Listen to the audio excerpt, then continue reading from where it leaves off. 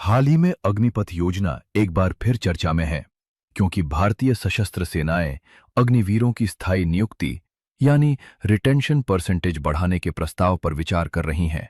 इसकी सबसे बड़ी वजह यह है कि साल 2026 में अग्निवीरों का पहला बैच अपना 4 साल का कार्यकाल पूरा करने जा रहा है। मौजूदा नियम के अनुसार 4 साल की सेवा के बाद अधिकतम 25% अग्निवीरों को ही नियमित सैनिक के रूप में रखा जा सकता है, जबकि बाकी जवान सेवा से मुक्त हो जाते हैं।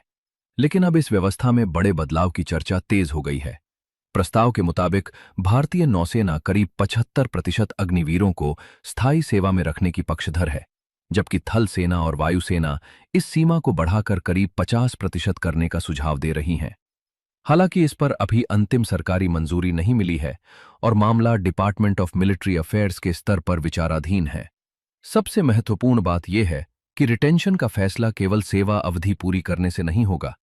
4 वर्षों के दौरान अग्निवीरों के अनुशासन, शारीरिक क्षमता, हथियार संचालन, तकनीकी दक्षता, टीम वर्क और समग्र प्रदर्शन का लगातार मूल्यांकन किया जाएगा। कार्यकाल पूरा होने के बाद सभी अग्निवीर औपचारिक रूप से सेवा से मुक्त होंगे और नियमित सेना में बने रहने के इच्छुक जवान दोबारा आवेदन करेंगे। इसके बाद मेरिट के आधार पर चयनित जवानों को नियमित कैडर में शामिल किया जाएगा।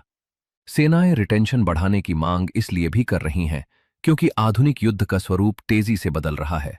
आज drone, electronic warfare, cyber operations, missile system और आर्टिफिशियल इंटेलिजेंस आधारित तकनीकों का इस्तेमाल लगातार बढ़ रहा है। ऐसे में 4 वर्षों तक प्रशिक्षित और अनुभव हासिल कर चुके सैनिकों को लंबे समय तक सेवा में बनाए रखना सैन्य क्षमता को मजबूत कर सकता है। इसके अलावा सशस्त्र बलों में कई जगह जनशक्ति की कमी भी बनी हुई है। यदि अधिक प्रशिक्षित जवान नियमित सेवा में बने रहते हैं तो नई भर्ती और शुरुआती ट्रेनिंग पर होने वाला खर्च भी कम हो सकता है। युवाओं के नजरिए से भी ये बदलाव महत्वपूर्ण माना जा रहा है, क्योंकि अभी केवल 25% रिटेंशन होने से भविष्य को लेकर अनिश्चितता बनी रहती है।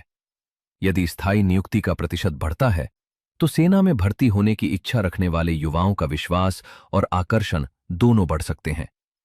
ये ध्यान रखना जरूरी है कि फिलहाल ये केवल प्रस्ताव है। अंतिम निर्णय केंद्र सरकार की मंजूरी के बाद ही लागू होगा। इसलिए अग्निपथ योजना में किसी भी बदलाव को लेकर आधिकारिक घोषणा का इंतजार करना होगा।